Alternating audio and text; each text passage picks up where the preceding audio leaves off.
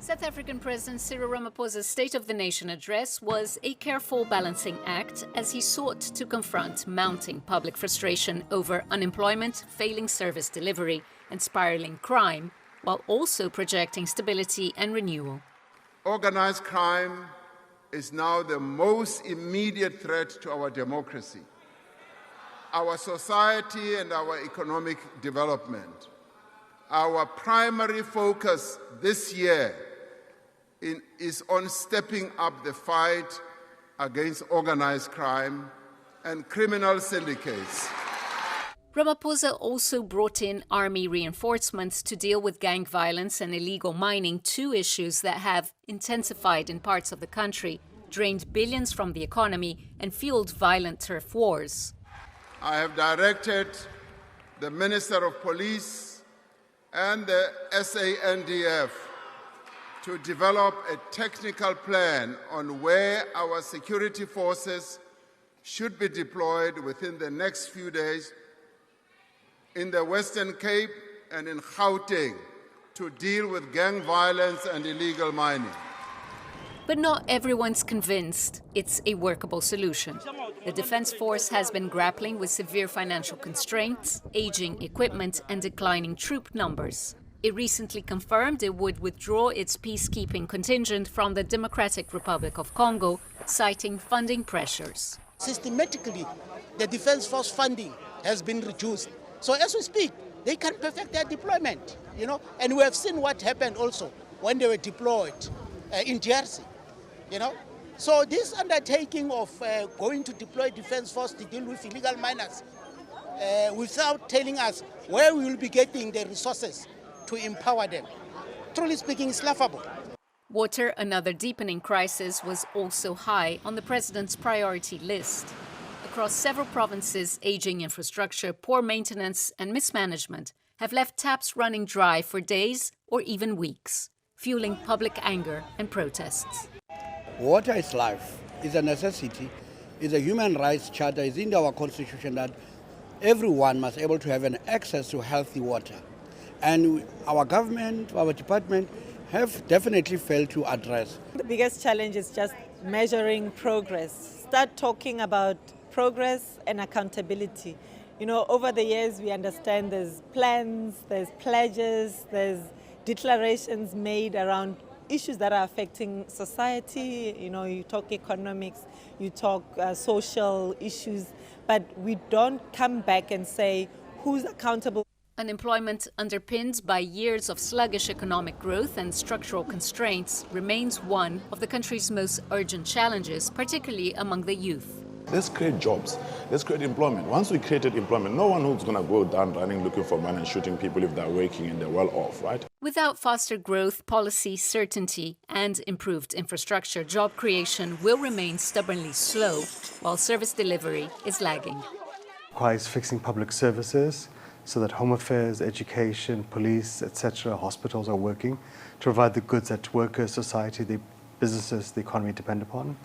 While the president addressed many of the country's most pressing concerns, the attention will now turn to whether his commitments are matched by funding and firm timelines when the national budget is tabled. The stakes are even higher to deliver this year as the local government elections approach.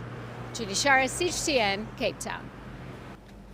Let's bring in Professor Dirk Coetzee from the University of South Africa. UNISA is joining us live on the program tonight for analysis on the State of the Nation address. Professor, thank you for your time this evening. I want to start with what the president said with respect to long neglected water infrastructure. He's promising that the state will invest the better part of $9.7 billion in that space.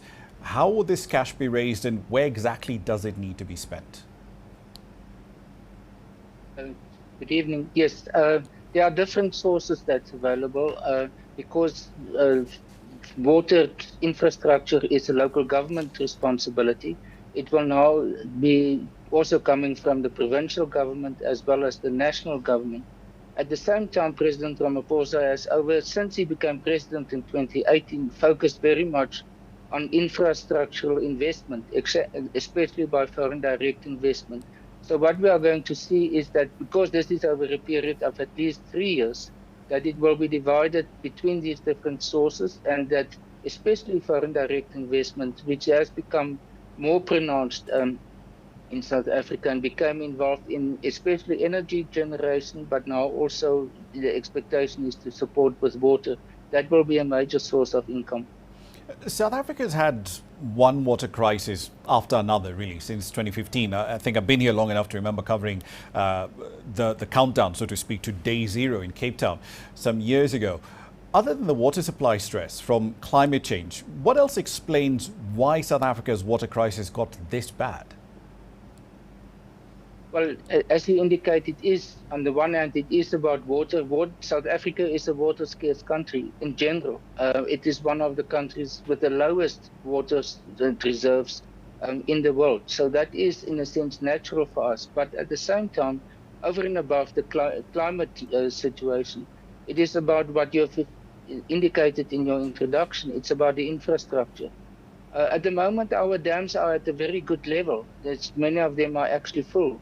But it is the distribution of the water to the users, to the end users. So it is the infrastructure from the big water resources into the towns and ultimately to the individual households. That's where the real problem is. The president also said that, the government's primary focus this year will be dealing with organized crime, particularly gang violence and illegal mining. And a year ago, there was a standoff at a mine that left 87 illegal miners dead. What will be different in the government's approach this time round? Well, they haven't specified it, so I have to speculate about it. But I think what is now becoming very much to the fore is the use of crime intelligence. In the past, the police services didn't really use crime intelligence very effectively. Now it's being used, for example, with crime syndicates. We have seen it. We have a commission of inquiry at the moment called the Matlanga Commission that's very much focused on that. And it will also be applied to, for example, gang violence in the Western Cape, as well as that of illegal mining. We call it zama-zamas in different parts of the country, of where there's old mines that they have, in a sense, invaded in order to mine on their own there. One last question for you, Professor, because soldiers have been deployed to Cape Town, right, to the Western Cape before to deal with gang violence, but the results often tend to be short-lived. What would be different this time round? Again, President Ramaphosa didn't specify that. He gave that responsibility to the Minister of Police, as well as the National Commissioner and other senior persons. Again, I think it's going to be about how to use different aspects of policing, and not only policing in a very direct sense. So crime intelligence is a very important point, because this gang violence is also related to the drug syndicates. And it's an international system. It's not only in South Africa. So that's one component. The other one is that the police is still primarily responsible for this. The defense force will be there in order to provide the security. That means patrolling the areas, keep the peace, while the police will then be released in order to do their investigations much better than what they could do it now at the moment, because they are at the moment responsible for both keeping the peace, providing security, as well as the investigations. And for that, there's not enough police to do that. So that, I would say, is the starting point of it. But it is actually to try to saturate the situation, that the gangs simply cannot function, and then to disarm them. I think, and in the past, that hasn't been a very effective way of dealing with this situation.